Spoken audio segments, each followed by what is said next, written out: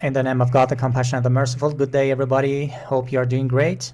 Welcome to today's special interview session. I'm very pleased to have the opportunity to speak with Dr. Wilmer Leon, a highly respected scholar and analyst in political science and international relations. Dr. Leon is known for his deep expertise and thoughtful insights into global geopolitics, especially when it comes to understanding how power dynamics are shifting on the world stage.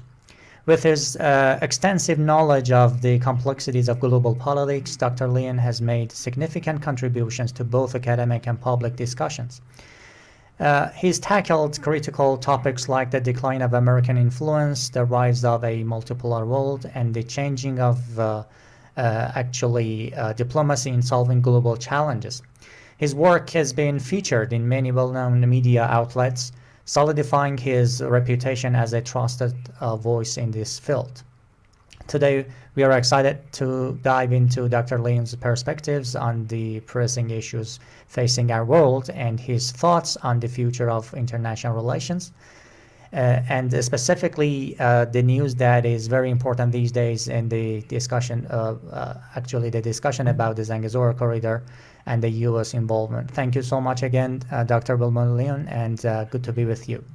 Thank you very much, and I really appreciate that very, very warm introduction. Thank you. Thank you. You're welcome.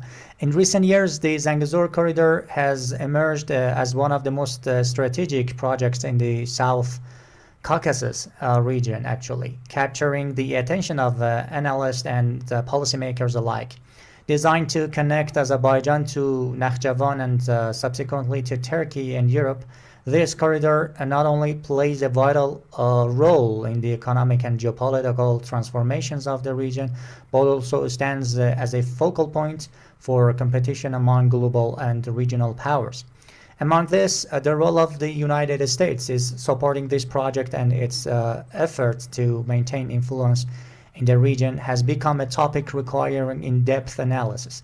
Given the ongoing decline of American hegemony on a global scale, the question arises, how could the decline be tied to Zangezur Corridor and the role of the U.S. in it? Well, I think what this demonstrates is the lengths to which the United States will go to maintain a foothold in the region. I think the target of this is Iran, and that now the United States will be able to establish a military launching pad or launching point right on the Iranian border, in conjunction with or in cooperation with its ally Israel. Okay.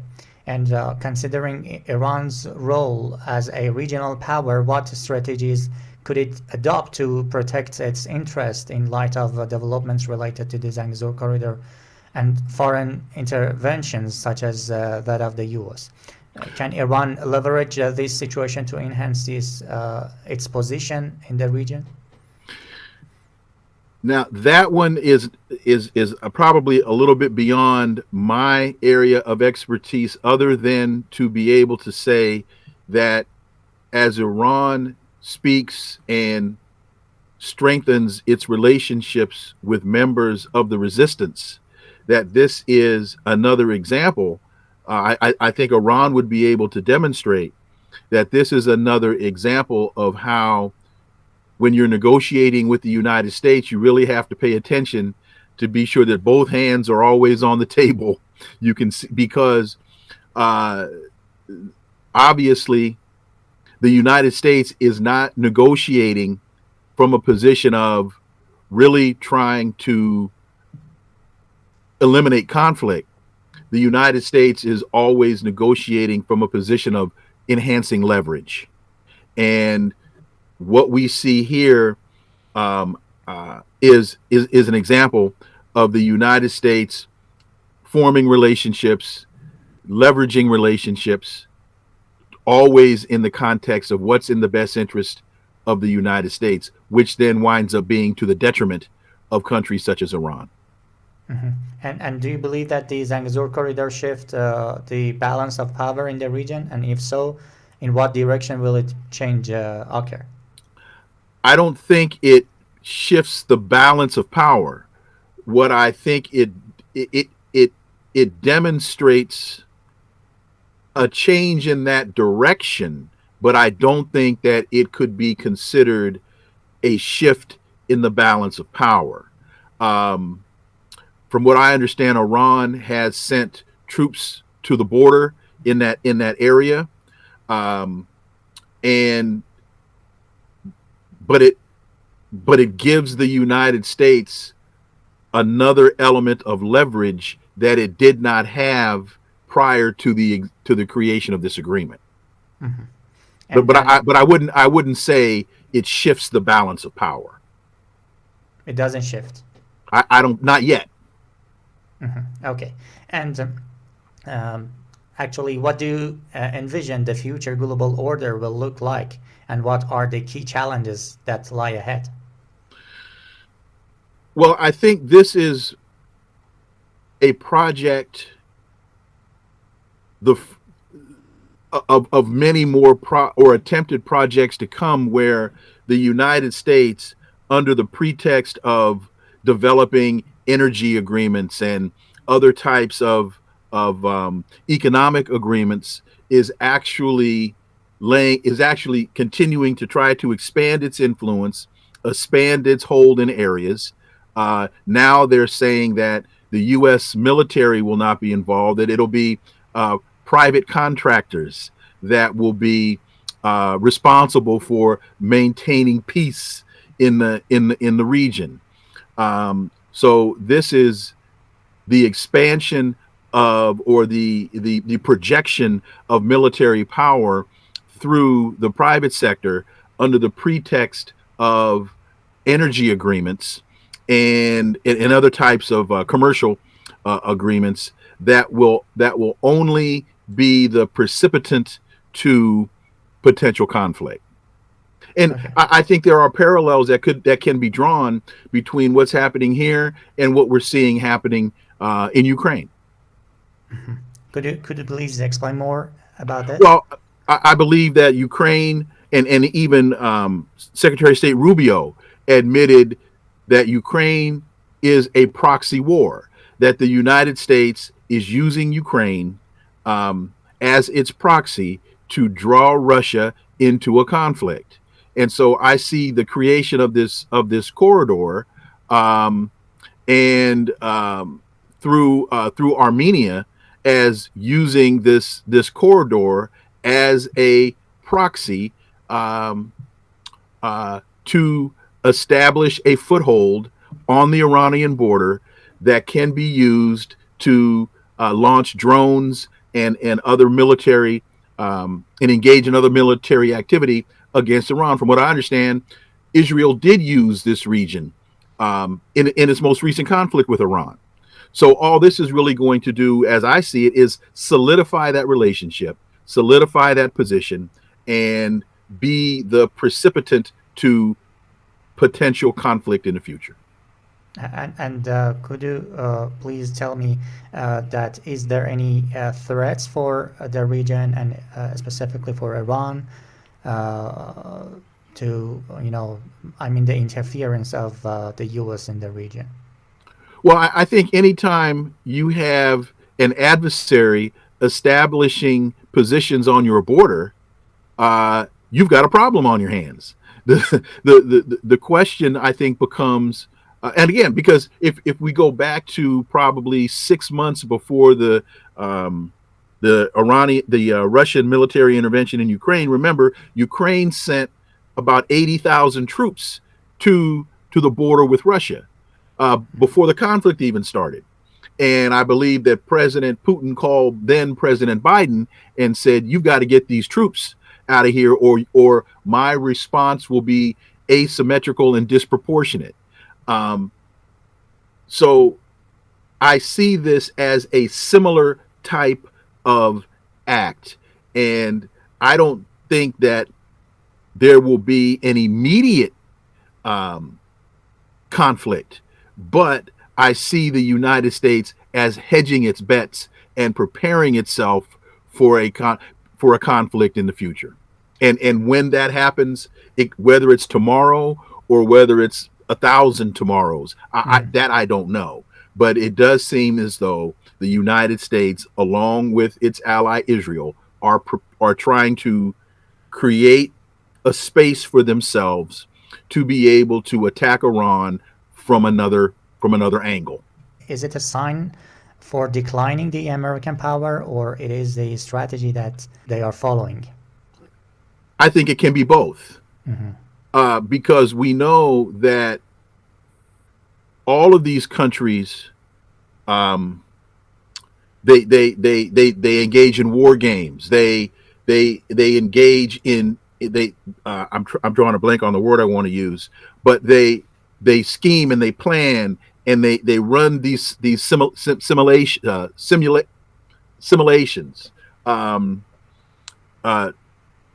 planning for not tomorrow, but planning for 3 years from now, 5 years from now, 10 years from now.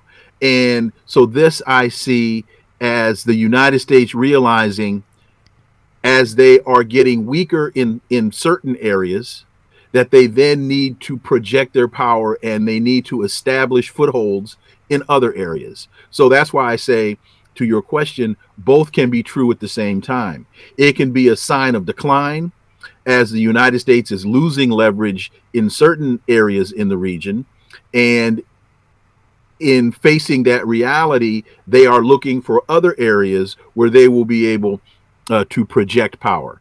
And that's what I see this as being. And what do you think about the newborn powers like China and Russia and their role in this case? Well, we know that Russia had helped to broker a peace deal during the Nagorno-Karabakh, I know I mispronounced that, conflict. And that peace deal seemed to not only bring a cessation of the conflict, Nagorno-Karabakh. I'm drawing a blank on the proper pronunciation, but that also seemed to work in the favor of Russia. And the United States, I believe, could not sit idly by and allow that to continue. So now the United States has injected itself into this, has carved out an opportunity, again, under the guise of commercial oil and natural gas and other types of development. And they are using the private sector as a way of establishing a military stronghold. Okay, thank you so much. For the last part of my questions, I would like to have your perspective about the unipolarity and multipolarity of the world in the upcoming global order. Well, I think on the broader global stage, that the world has shifted away from the unitary or unipolar power of the United States to now a much broader multipolar dynamic. We see China on the rise. Russia is on the rise, whether it be through economic means, such as through the development of the BRICS and the BRICS countries, the BRICS membership countries. The Chinese Development Bank, for example, is another example of competition for the World Bank and for the IMF. And the United States is not adjusting to this new dynamic well at all. I think the United States still believes in the Wolfowitz doctrine, and that it's trying to impose its will in terms of full spectrum dominance. And other countries are now saying, no, this isn't going to work anymore.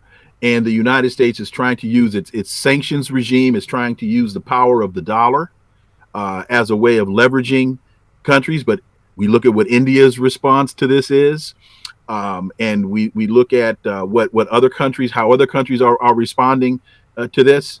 And it's not going to work out well for the United States in the long run. Okay, thank you so much. I'm all ears if you would like to add something more. Well, I'm not sure when this is going to air, but we know that Presidents Putin and Trump are going to meet in Alaska in a few days. There are a lot of people in the West that believe that some peace deal is going to be the result of this meeting. Listening to President Putin, listening to former President Medvedev, listening to the foreign Soviet or Russian foreign minister, the only way I can see this coming to an end is through surrender, and which is a word that the United States never likes to use. But that's the only way, because Lavrov has been consistent, Putin has been consistent, Medvedev they've been consistent throughout this entire time in terms of what their demands are, and especially since they're winning, I don't see what leverage the United States has, because this is one of the few instances where, even from a nuclear perspective, you've got a peer-to-peer conflict here. The United States really has no leverage, and with Russia having changed its nuclear doctrine and making it even easier now for a nuclear response from Russia, I don't see where the United States has leverage here. So when you're losing the fight and you think you're going to try to negotiate a settlement, no, I think that's called surrender. I do really appreciate your precious words. I look forward to. Hopefully, I gave you something of value that Brilliant. That you can use. Brilliant. Thank you so much. Have a great day. You too. Bye-bye. Thank you.